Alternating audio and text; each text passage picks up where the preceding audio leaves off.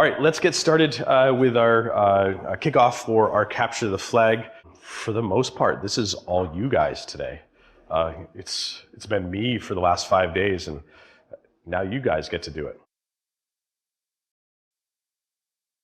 All right, so what are we going to do? We're going to kick off the game very shortly here to expose the questions to you so that you can begin answering. And you guys are going to spend effectively all day doing a lab. While there's a little bit of a competitive element to it, you're going to be learning stuff. You're going to be using some of the tools that you've already been exposed to.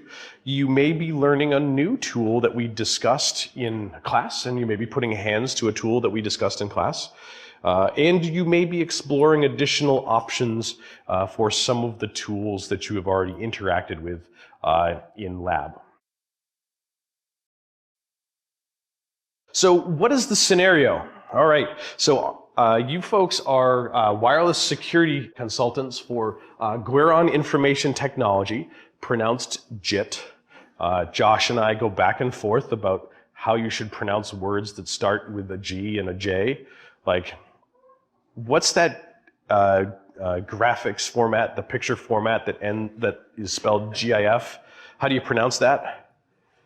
It's a GIF, right? Now, Josh pronounces it GIF. Okay. The website where you store code and you can do checkouts, GITHUB, that's what? GitHub, right? No, Josh pronounces it GitHub because he's a savage, exactly. Because they also have that spin-off where it's where you can just do notes and it's GIST. That's gist, right? That actually is gist, but he pronounces it gist. And I think most of it now is just in jest, and his name is Josh, and I've taken this habit of every once in a while at holidays getting him a gift, so I tease him that I jet Gosh a gift at Christmas. Yeah, so there's going to be a little bit of these play on words with the J and G thing that you will find during CTF. One, it's Gueron Information Technology, and it's pronounced JIT, right? So GIT or JIT. I shake my head all the time too, so it makes for a good joke. All right, so you and your team are going to be responsible for helping your coworkers and other consultants who may not be wireless experts help secure and help find some issues with various wireless systems that you've learned about throughout class. Not only will you be interacting directly as doing part of your job, you'll be expected to help some of your fellow consultants that describe scenarios for you in-game. Okay? The JIT CISO, Michael Poor, will give you several tasks to complete and send you on your way with some of your fellow consultants. You're going to be using lots of tools, largely those under your Kali install. If you really get stuck and you've really been trying and you're struggling, ask for help. So we will be using the NetWars platform with answers in a hierarchical fashion. The more questions you answer, the more will get unlocked. And thanks to the Counter Hack Challenges team for giving us a recent update to this stuff, which apparently has now got a problem with the certificate. All right, the scoring is at netwars.617.org. If you are here in the classroom, if you're an on-demand student, you will have been given a little slightly different slide deck with some different URLs and some credentials there as well. And you will also be sort of guided through the same process. Scoring is maintained by our scoring server, and there's a couple of different ways in which you can answer the questions. With a literal, you are typing in a word, a flag, with a string, or a multiple choice answer. The multiple choice questions, every time you reload the page or submit an answer, they will change order. Do not say to your teammate, oh, it's the third answer for that question, because your teammate's third answer may be something completely different. Be sure to describe it if they're answering for you. When at all possible, if you are typing in a literal, there is in the box a suggested format. If it needs a colon, it will say it has a colon. If it needs a dash, it should say that it has a dash. Also, the questions are very descriptive about what you should be looking for an answer in that realm. In normal games, you will find that some of the flags, as you discover them that you would be answering, are preceded with flag colon, and you will enter flag colon and then a string. Nowhere in this game do you enter the phrase flag colon as part of your answer. There are some devices that you will find as part of some rogue access point detection. You're going to go find some rogue APs. The labels say flag colon and a flag.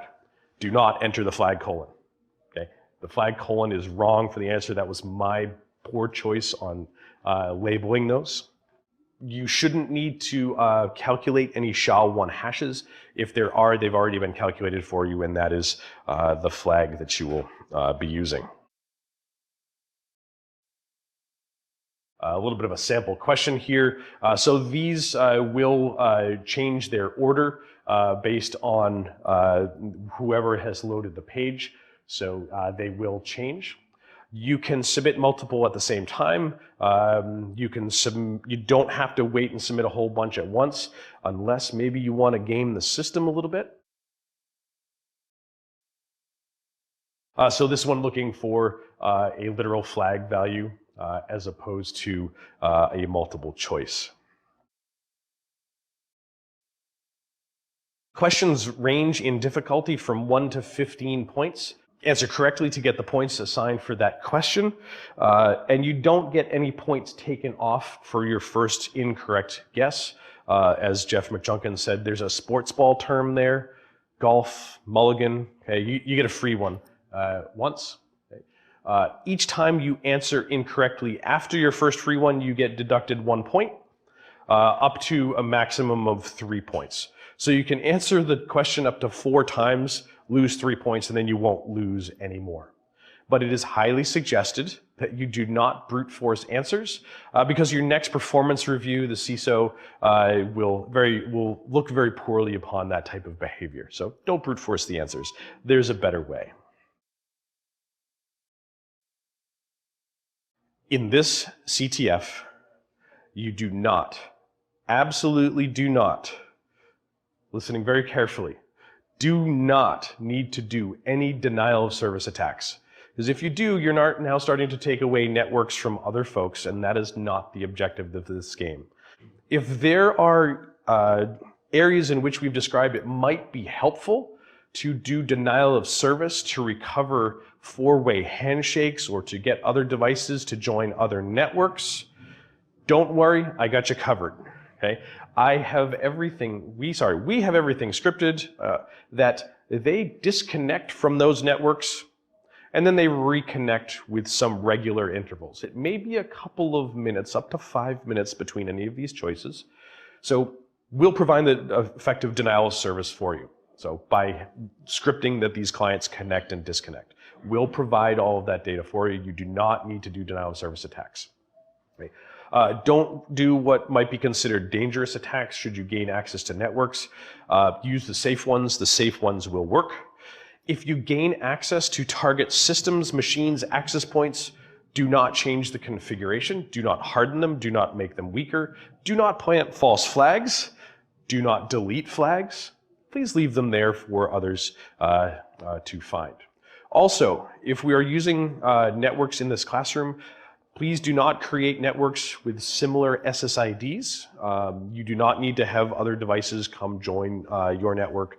And in some cases, what we've had some folks do is create like a rogue sans rogo 1, and then some folks can't submit answers even though they've got questions because they're on the wrong network. That's just wrong. Okay? Please don't create fake networks, and you'll find some other networks that might also be evil for somebody doing fake stuff.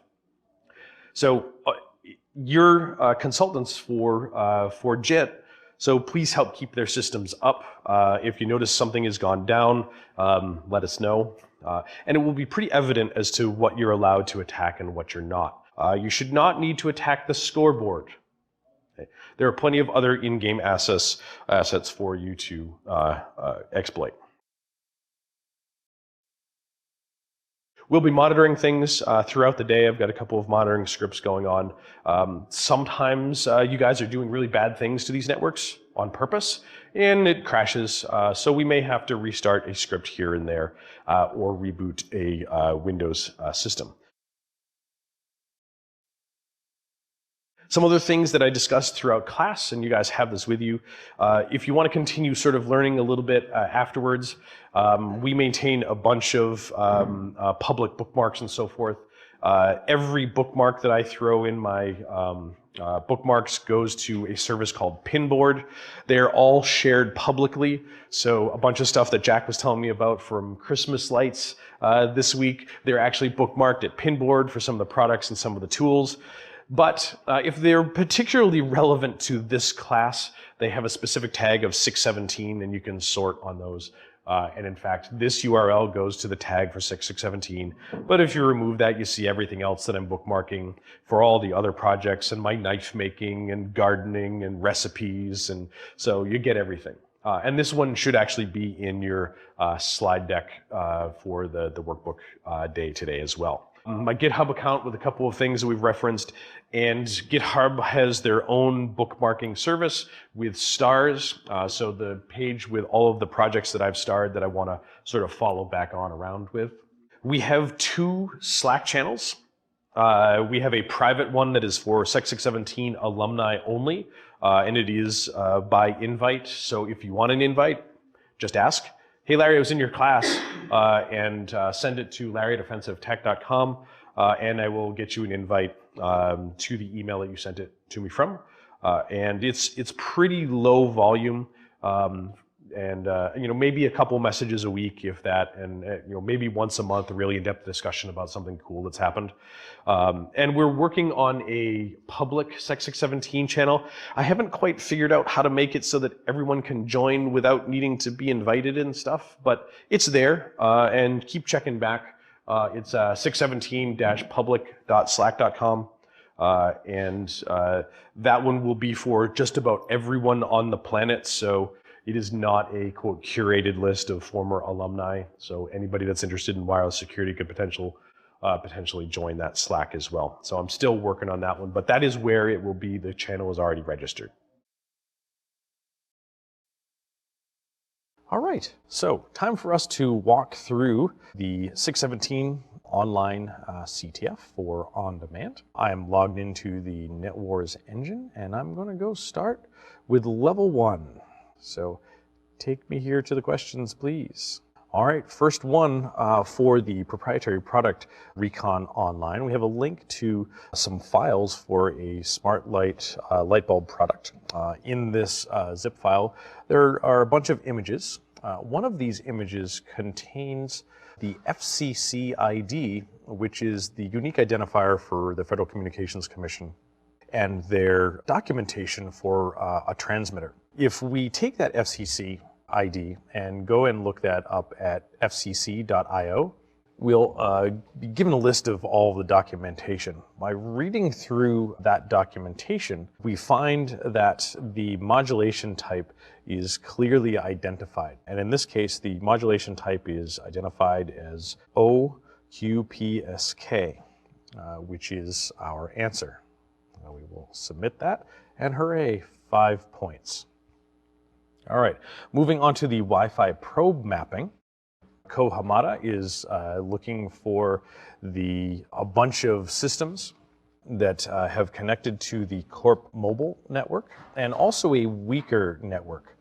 So by looking at the various packet captures downloaded from the link, we load that into Wireshark and we can see there's a bunch of stuff in there. We could also load that into Kismet and get the list of probe requests and such by looking at what comes out of the user's preferred network list. Well, as we mentioned in class, this is not particularly good for doing analysis. It's not easy to read.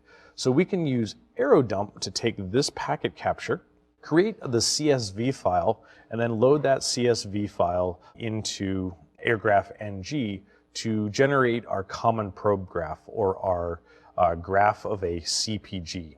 Looking through that and then looking at the Corp mobile network, we can also see lines to a couple of other systems.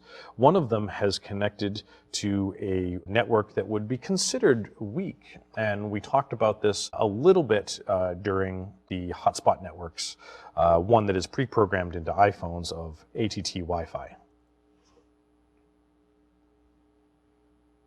Perfect. The next one is for our cordless phone system. And Michel Pour has asked us to do the pen tests about our cordless phone system because he doesn't want folks to listen to our phone calls. And we've been provided a packet capture for the nearest offices. And my first step would be to load this into Wireshark. And by looking at it in Wireshark, the Wireshark protocol dissectors tell us quite quickly that it is in fact DECT phones.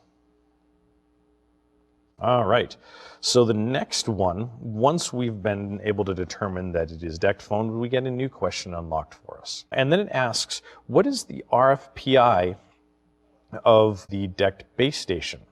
All right, so if we open the packet capture and we go to packet number 2 and look at the A field data, it clearly lists the RFPI. And in this case, the RFPI is 0163 2D F4 E8.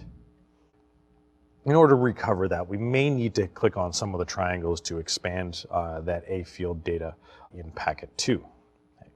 Next up, extracting the audio from the DECT packet capture. Much like we did during our lab exercises, we can use the DECT decoder shell script to extract all of the data from the PCAP, and it will generate a bunch of files output for us. When we have those files, then we start listening to the various files, find the one of the best quality using the play command, much like we did in lab, and to listen to the audio. If we listen to the audio conversation, there's a password disclosed during this audio conversation that is relayed using the NATO alphabet. That password is G, Q, Y, U, N, E, not W, E, Y, F. And there's our password. All right, the next one, the boutique hotel chain, looking for a new television experience throughout their properties. And they're looking to be able to control the televisions with Zigbee. We have been provided a packet capture to attempt to recover the Zigbee network key. And one of the ways we can do this, one of the tools that we discovered during the Zigbee session, is by quite easily using ZBD sniff. And ZBD sniff will go through and attempt to look for all of the packets that contain the key transport info. And this one is a long one, so I'm also not going to cut and paste because you guys probably don't get to cut and paste either. So the answer is from ZBD sniff, it will in fact find a network key found in the control4 PCAP file of 2F397D 517152, this one's a long one, 5D 7B 72 6A 393B 72 6B 54 and finally 26. Yay, I got it right. I managed to type that properly. All right, now we can take that key and apply that to the Wireshark packet capture into the decryption settings for Zigbee. If I remember correctly, we also did this during one of our labs. And in this point, we can find the decrypted packets and start looking through these packets, looking for the control4 APS profile identifier. Now, this one takes a little bit of digging. If we look through and start looking for all of the packets that are decrypted automatically in the decrypted tab and get down to frame 228, which is the first packet that includes the info unknown command, where the profile vendor is marked as control 4. In this packet, we have the control 4 APS profile identifier identified as in hex 0x, which we need for our answer, C25C. All right, next up is the travel agent, who's looking to develop a web presence and is the first component of larger contract. They have deployed a network with a specific SSID in our packet capture. And looking at the SSID, we need to figure out what the SSID is for this network. So one of the ways in which we can do that is load this into Wireshark and filter our Wireshark traffic, specifically looking for source address sa.wlan for that particular BSSID as listed. We can also look for beacon frames, with the source of this BSSID manually, and it's pretty easy. They're in plain text. We come up with the wireless network of forever memories.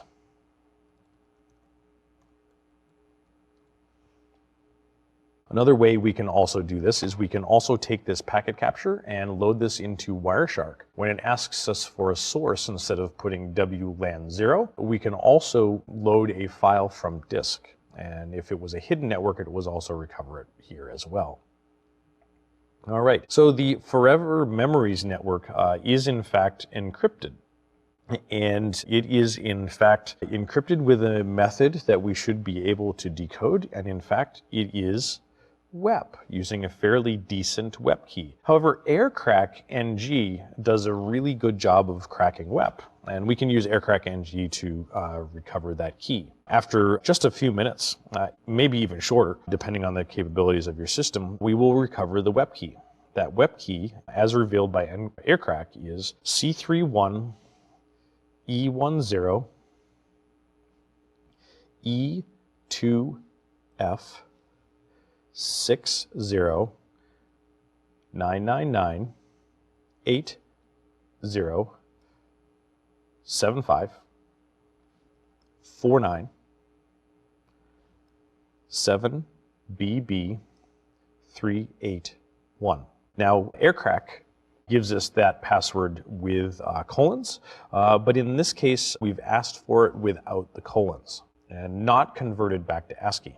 All right, now we can take this key, load the packet capture into Wireshark, and apply this as a decryption key to this packet capture to decrypt the traffic. In the packet capture, we can now see all the unencrypted frames, and then we can go through Wireshark and find some sensitive information. This becomes a little tedious, potentially searching through Wireshark. So we could also use AirDecap-NG to take the encrypted packet capture with our WEP key on the command line and then decrypt the entirety of the packets. This makes it a little easier to search through within Wireshark. If we do that, because then we can use some searches within Wireshark to look at the decrypted frames. One of the ways I like to do this, if we're looking for username and passwords, we can use the frame contains filter in Wireshark on the decrypted portion to find passwords. I like to search for lowercase pass, uppercase pass, password, you name it. And in this case, we will recover an FTP session somewhere right around packet number 74,884 and 74,888. So if we find one of those packets for the FTP session, we will clearly see in plain text a username and password listed in plain text. The username is fmagent. The password is memories. And I have to type it correctly. Great, comma separated value there.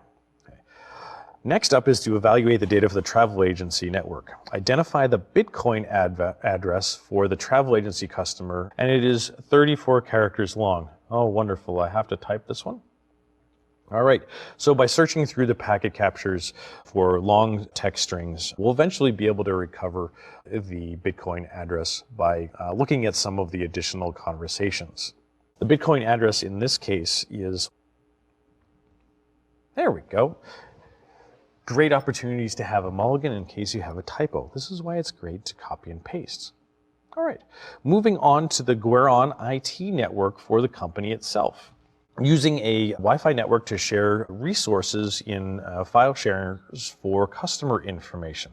Within the packet capture, there is a wireless network with a specific BSSID, wireless network, for this particular network for our IT department.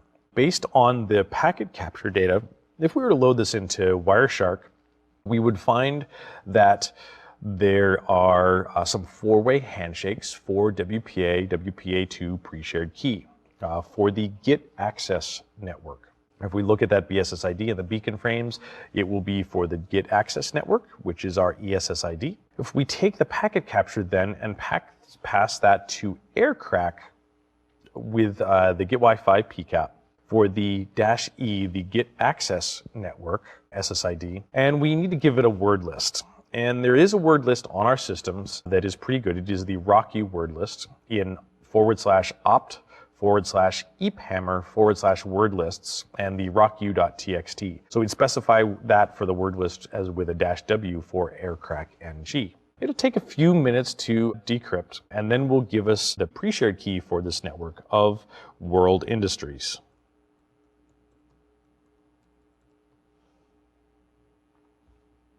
Excellent.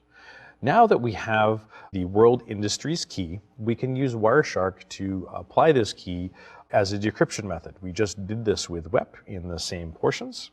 We can now decrypt the packet capture with Wireshark, or more importantly, we can use AirDecap NG to decrypt it and then look at all the decrypted frames in the packet capture, making it easier for us to recover plain text data. In this case, if we use AirDecap NG with our Get Wi-Fi PCAP and specify our passphrase with the -P of World Industries for the -E Get Access network, decrypt the file, and then we can load that decrypted file into Wireshark. Now, we're asked to look for some username and password disclosure. I may also use Wireshark to do the frame contains lowercase pass, uppercase pass. And doing so, looking at frame number 556 in Wireshark, we'll see that there's some URL encoded data for a login and password. Submitting those in comma-separated values. The login is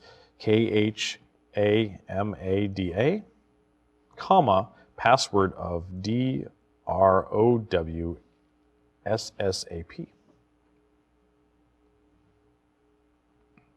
Excellent. Taking a look at some of the additional items in the packet capture, we need to figure out what the user's favorite image is and what is the pet's preferred food. So thinking about that sort of jumps out at me. And maybe it's named favorite.jpg or something like that. So thinking about it, what we might like to look for. Some other ones that might be interesting is looking for HTTP objects because of plain text stuff. But first I'm going to go do in Wireshark with the decrypted packet captures, do frame contains favorite in lowercase. We'll then see a group of packets, which identifies as an object for PHP. We can then right-click on that and do follow conversation and then export that in Wireshark. Then opening the resulting image that is output, we can then use Nautilus in the File Explorer to see a cat meme with donuts in the text. Another way we can extract that data from the decrypted PCAP is use text-based Wireshark. Text-based Wireshark -R read from our getwifi.dec.pcap and export all of the HTTP-based objects with --export-objects space open quotes HTTP comma ./temp end quotes. So it'll write all those HTTP objects to the temp directory, which we can browse to with Nautilus and see the various images. So in this case, the favorite food of the cat is donuts. I like donuts too. All right, next up is inside the tunnel. Edith is working on some Wi-Fi pen tests at a customer location, and she's been able to create a PEEP wireless network with host APD-WPE, and has lured a customer into joining that network and taking advantage of the login and obtaining the user's credentials. In this case, Strunk for the username has issued a challenge response, which we then need to crack the password for. So the easiest way to do so is to create a file, say we'll call it netntlm.hash from this text, and in fact create a new text file and put this data in it, our John the Ripper netntlm data. We'll take that data, put it in a text file so that we can use John the Ripper to reference that hash. We'll do so and run john-word list, and we'll use that same word list from the previous John example, rocku.txt in /op/ephammer/word list /rocku.txt, and then the netntlm.hash where we placed Lisa's password, her challenge response mechanism. Now, if we run this just with John, it won't recover the password. However, we may remember when we were doing some password guessing attacks with aircrackng and John, we created a more complex word list using the -rules option. So if we do John with our word list in opt-hammer word list, rocku.txt, referencing netntlm.hash, and add the -rules at the end of it, it will in fact crack because the password for Strunk has a capital at the beginning. Password found by John after 5 or 6 minutes is in fact Wintermute with a capital W. All right, next up, some Bluetooth low energy door locks. He's working on some CAN bus stuff, but has been tasked with also looking at some Bluetooth low energy devices as well. He's observed the manufacturer technician pairing his smartphone with the car to unlock it and has a packet capture, but has been unable to recover the PIN. So maybe Co has been going around this the wrong way and didn't have the tools that they needed to do the install. So using the supplied packet capture, we can recover the Bluetooth low energy pin. However, the tools we need, by mistake, are not included on our Kali install. On Kali, however, when it's connected to the internet and has the ability to access the internet, we can use Git to clone Mike Ryan's Crackle repository, change to the Crackle directory, and make Crackle. So if we download the packet capture into that Crackle directory, we can then use the Crackle that we just compiled to recover the key. And it is effectively Crackle, the packet capture, I believe it's -I packet capture -O to write the decrypted packet capture out. And in fact, it will tell us what the Bluetooth low energy pin is. The pin as recovered is 461140. Also, with using Crackle, it will output a decrypted packet capture with some decrypted packets in it using that pin. If we load that into Wireshark, we can look through the packet captures, and the intent is to recover the long-term key, or otherwise known as the LTK. There aren't a lot of packets in this packet capture, so if we start searching through them looking for the values assigned to the LTK, shortly after the beginning, we'll find that the LTK is transferred in the air in this packet capture. Now, the long-term key is identified in the packet capture as 9C04, sorry, this is a long one, 69262 E52 1D 1D 40 E0 95 E7 C5 42 C5 EC. And I got it wrong again. I must have mistyped it. All right, let's try this again. 9C04 69262. Ah, I did 352 and it should be E52. 1D 40 E09 5E7 C5 42 C5EC. Let's try that. Excellent. All right, moving on to Bluetooth Classic.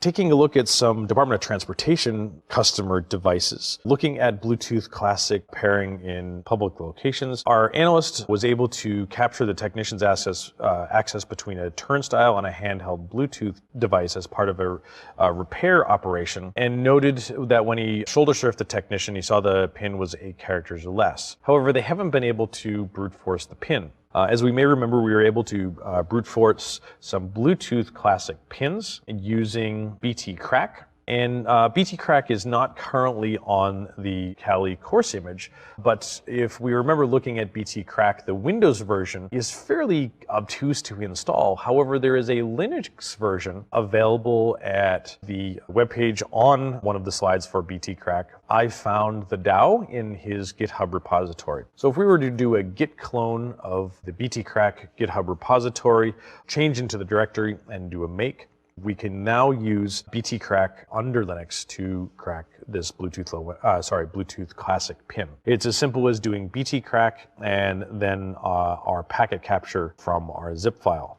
When we do so, it will in fact give us the pin, and it is 654321. And it shouldn't take very long to happen, just a couple of seconds. Next, taking a look at some unknown signals working with a major aircraft manufacturer. We're trying to figure out whether or not it's possible to spoof or falsify signals from aircraft transponders. Manufacturers concerned, they've seen some of this stuff at a recent conference and has tasked us with analyzing the data to see if we can create our own transmissions. But we're unsure if they were actually done properly. So we're going to perform the analysis just like everything else would. So to me, this is very telling looking at these captured transmissions. They're fairly large and we'll have to extract them. Before I even look at any of the transmissions, when we talked about the software-defined radio section, the only aircraft transponder transmissions we talked about was a protocol called ADS-B, or ADS-B. The way we can confirm this is by using dump 1090 and doing dump 1090 with our raw file.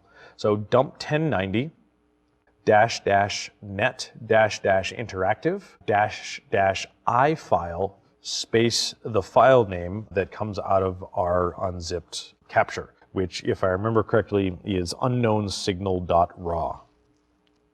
Whatever comes out of our zip file. When that happens, it will load up dump 1090. We can access the web page on our local system on port 8080, and we can begin to see aircrafts going by.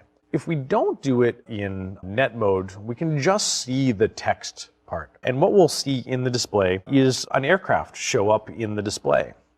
And the aircraft that shows up is identified as the tail number of JAL123.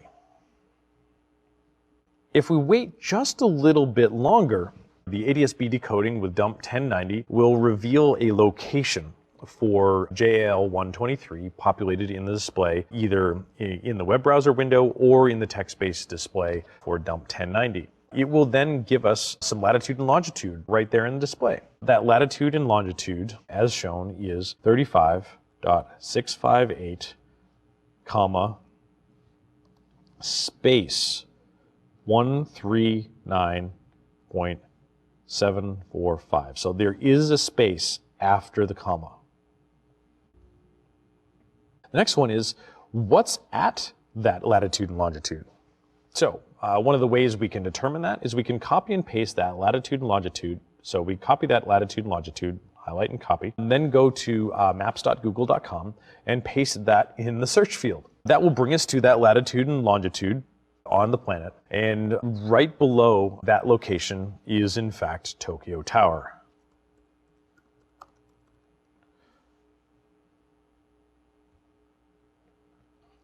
All right, next up.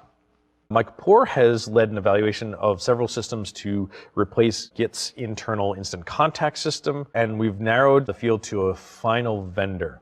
But we want a security audit of this final vendor before we actually commit to using the product, because we do some very sensitive information over it. Taking a look at the output, we've been able to capture some raw data and in a zip file, which we will need to extract, that was transmitted on an appropriate frequency that was legal to do so. And then we have the raw data. We can now use GQRX to take this raw data and import it and play it. We did this during the software-defined radio lab, where we specified a specific file for our complex IQ data inbound to GQRX, and then click the play button up on the top of GQRX. We'll see that there are some data transmission, and it looks like voice. And then if we use the plugins on the right-hand side of GQRX for our various modulation types, if we select narrowband FM, the transmission becomes incredibly clear.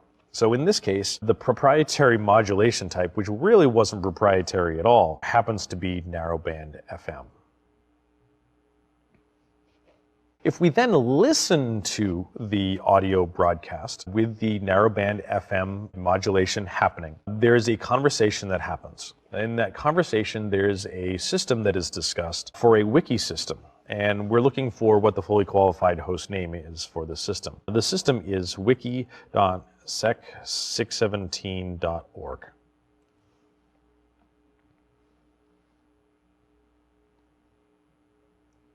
Great.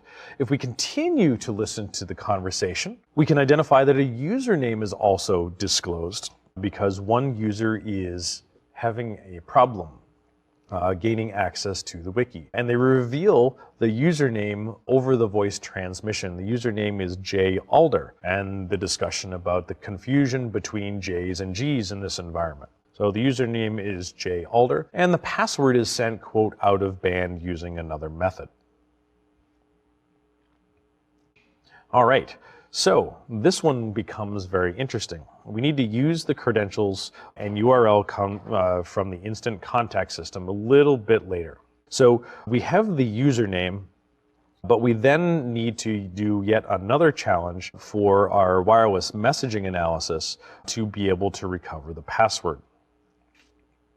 All right. So in that wireless instant contact portion for the wireless messaging analysis, we will be able to recover a user's password.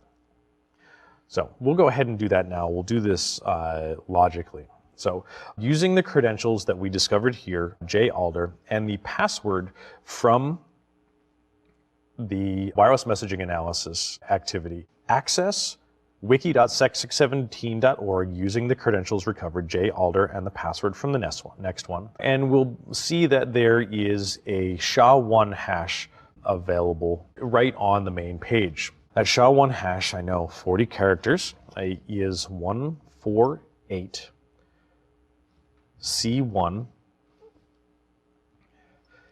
7F2, 2, not 3, C68 E71 C7A 50 DF 193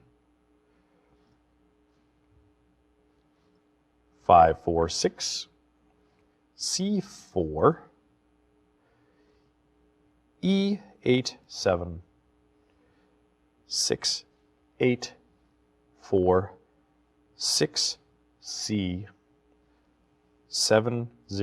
And hopefully I got that right and don't have to try it again. Incorrect. All right, let's try it again. This is why we have the ability to do these first submissions without any point penalties. All right, so 148 C17 F2 C6 8E 71 C7 A50.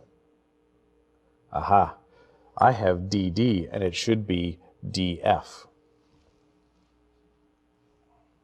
193 546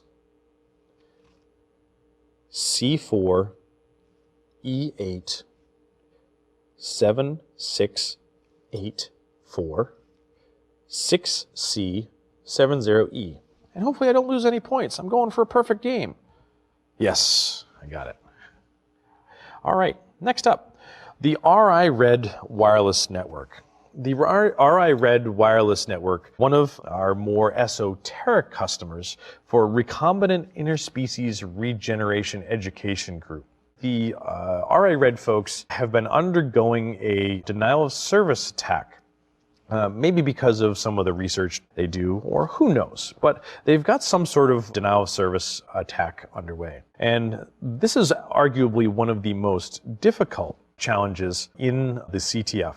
So by looking at the packet capture, we can see that there are deauthentications actually happening in the packet capture. So there's a couple of ways we can do this. We can use TCP dump with some sed and so forth, looking for all of the MAC addresses in the packet capture, which will reveal a total of 9 MAC addresses. We could then brute force by doing all 9 MAC addresses, which we could do, but we'll lose some points because we'll have too many guesses.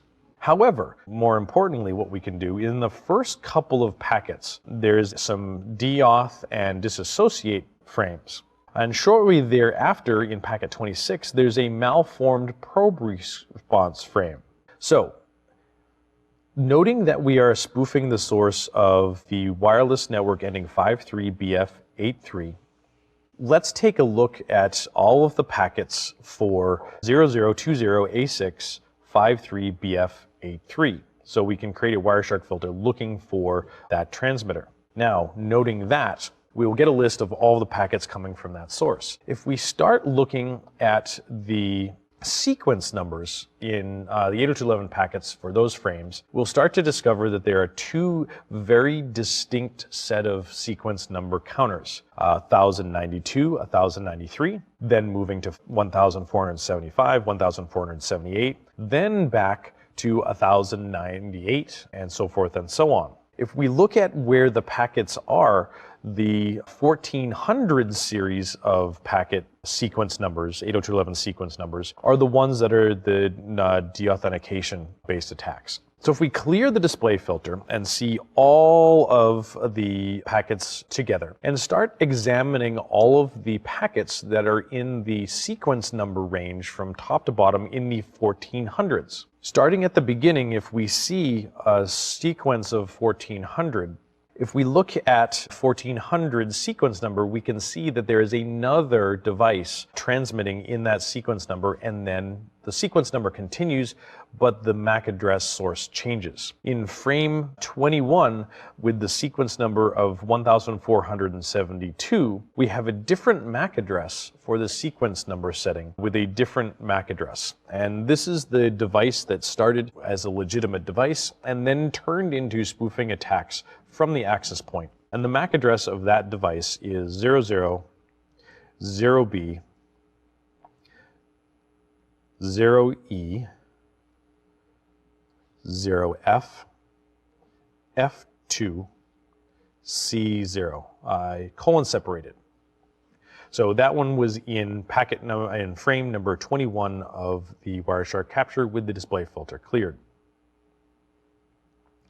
All right, rounding up to the end, the second to last one, the wireless messaging analysis. We've been given some raw captures for some transmissions to discover about some recent talks at a SANS conference about recovering data from POXAG and Flex pager traffic. But Michael Poore doesn't believe it to be truthful. So Cajo has been challenged with recovering pager messages, but he's been having some difficulty and has been provided a packet capture for recovery. So when we were able to do this, we were taking capture from a live radio and piping it to multi-mon NG.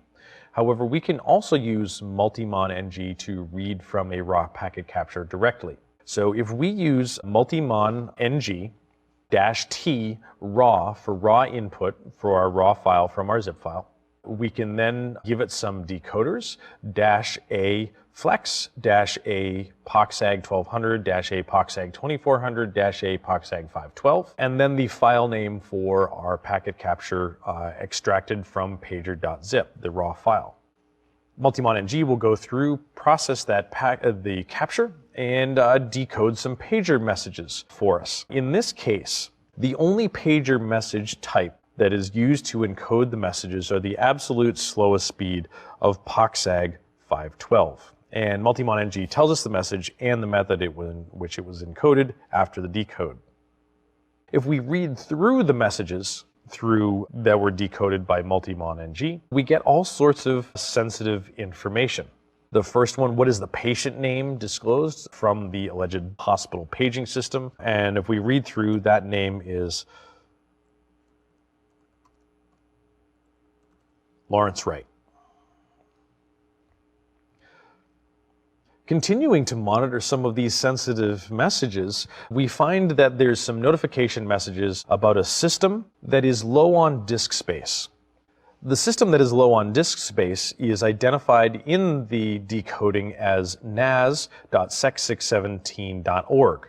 Well, nas.sec617.org has apparently crashed because it's no longer available on the network, because if we try to ping it, it doesn't return any pings. But during that ping, it will do a name resolution and reveal to us that IP address. So that IP address of nas.sec617.org revealed by ping, or if we were to do an NS lookup or dig for nas.sec617.org against our default DNS server on our network, it would be 172.168.15.29. Great. Additionally, we're able to recover some usernames and passwords in yet another set of pager for a different cap code. With that, we're going to discover that the intern has set up some, quote, shadow IT services for a GitHub, for a GitLab repository. And he texts himself the username and password later using some pager messages. And we can recover that his username is galder and the password of keyboards are funky fresh for git.sec617.org. If we navigate to that system, we can then log in and find that there is a Git repository with a hash. And that hash is 14HC17F2C6. I know, another long one. 8E71C7 A5 0D F1 93 54 6C 4E 87 6 8 4 6 C 7 0 E. E, not 3. There we go. Let's try this. Hey, I got it right on the first time. Only took me 3 tries. All right, final one. Looking at the eToys manufacturer in Rhode Island, and they make a whole bunch of connected products. And they're looking to debut a new stuffed bear that interacts with tablets over Wi-Fi and connects to the internet over the built-in 4G connection to retrieve audiobook content. We've been asked to do some an analysis of the prototype Smart Bear, and we were given a packet capture and a product label for the prototype. Based on the packet capture, we can see that the bear stands up a wireless access point with a specific name and some other information from the wireless tag. This is very reminiscent of cracking passwords for the Verizon MiFi that we did with Hashcat. this becomes the art of figuring out what the password looks like. So if we look at the product label, it's got a QR code and some information. It includes the IMEI and some default network name and not the password. If we scan the QR code, the QR code takes us to the Wikipedia entry for IMEI, and it describes the parts of the IMEI for the type allocation code, the serial number, and the checksum. So thinking about all of the parts that make that up, we then look at the IMEI based on the default password, and looking at the packet capture, seeing that we have yet another wireless network. We should be able to correlate the two, given that we know that the network name for the prototype device uses portions of the IMEI in both the SSID and the password. But there are yet parts that we don't know that are random. So if we look, we should find that the new wireless network, based on the portions of the IMEI, similar to those of the sample device, the wireless network is etoys with a capital T dash 2BDO. Excellent. Now we need to be able to guess the password. So in doing so, we are going to send that to Hashcat. But Hashcat can't use the packet capture as is, so we need to convert that with cap to HCC cap X. So cap to HCC cap X space our etoys Wi-Fi cap packet capture, which will then give us our HCC cap X output. And it will find our one network for etoys-2BDO with some four-way handshakes. We can then pass that to Hashcat. So Hashcat-M2500-A3, the SSID of etoys-2BDO 06387-402, which is recovered from our IMEI, and then 6 unknown digits. So question D, question D, question D, question D, question D, question D. Hit enter for Hashcat, and it will take a few minutes for us to recover, maybe faster depending on our system. On my system, it took about 2 minutes, which will then recover the pre-shared key for this network. All right, the pre-shared key for that network is a specific number. That number as out of Hashcat, and if we remember from doing Hashcat from the lab, it will give us some status, it will spit the password out, and then give us the final status. So the line is with the password is between two sets of status messages. That password is 063874020369192. Excellent. And that is the last of our challenge, and in this case I've managed to get a perfect game of 256 points. It helps when you have all the answers. With that, I hope you really enjoyed the challenge, and we hope to hear from you soon.